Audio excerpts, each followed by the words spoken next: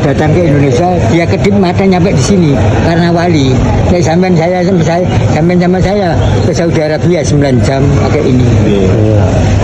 Makanya orang tua dulu, orang Jawa, kedip aja sudah nyampe di Mekah.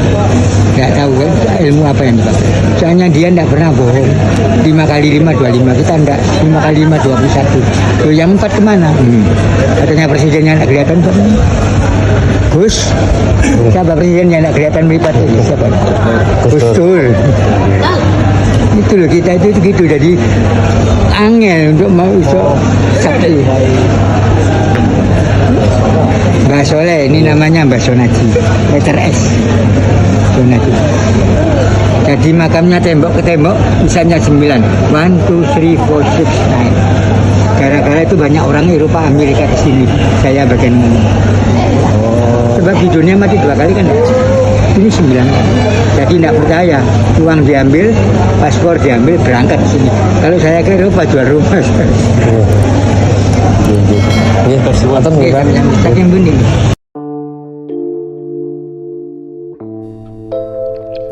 Assalamualaikum warahmatullahi wabarakatuh.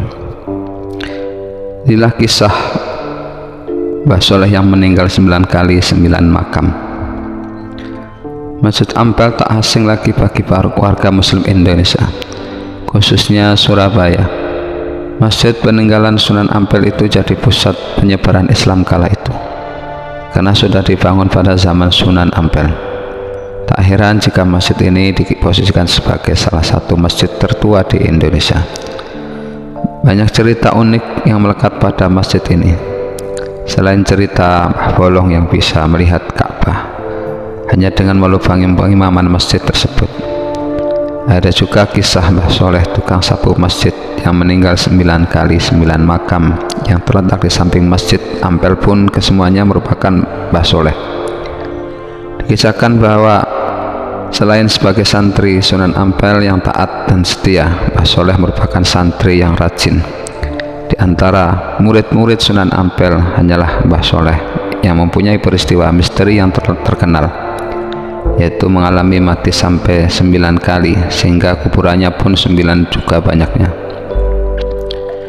Menurut riwayat adalah Mbah Soleh salah seorang murid Sunan Ampel, merangkap sebagai tukang sapu masjid di masa Sunan Ampel.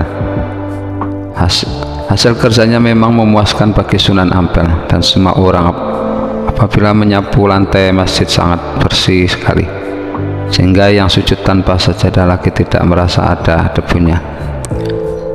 Setelah Mbah Soleh wafat dan dimakamkan di muka masjid, maka baru terasa oleh Sunan Ampel dan orang-orang banyak bahwa tiada seorang pun yang mampu menyapu lantai masjid sebersih sapuan Mbah Soleh.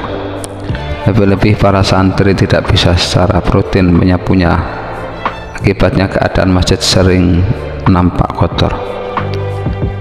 Melihat hal yang demikian, maka terucaplah dari lisan Sunan Ampel, seandainya Mbah Soleh masih hidup, tentulah masjid ini menjadi bersih.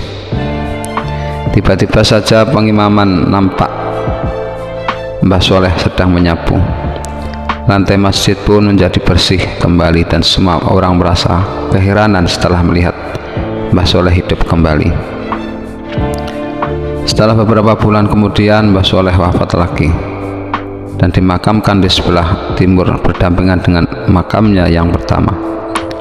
Sepeninggalan Mbah Soleh yang kedua kalinya, otomatis keadaan masjid kotor kembali. Atas karomahnya Sunan Ampel yang mengucapkan kata-kata sebagaimana dahulu, maka dengan izin Allah, Mbah Soleh hidup lagi untuk kedua kalinya.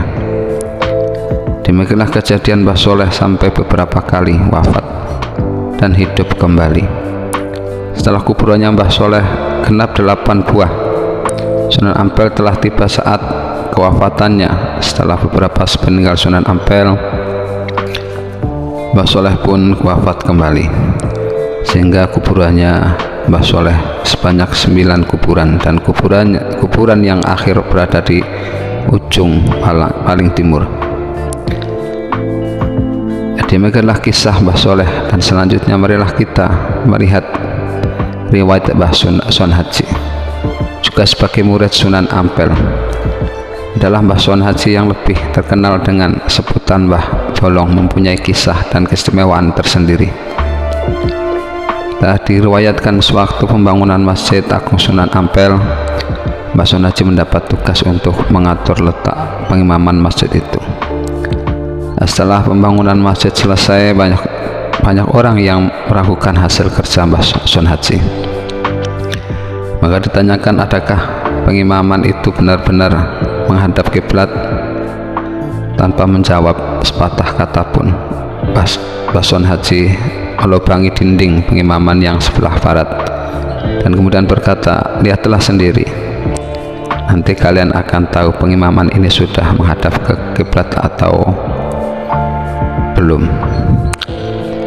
Orang-orang itu segera melihat ke dalam lubang tersebut. Ternyata dari lubang itu mereka dapat melihat Ka'bah yang berada di Makkah.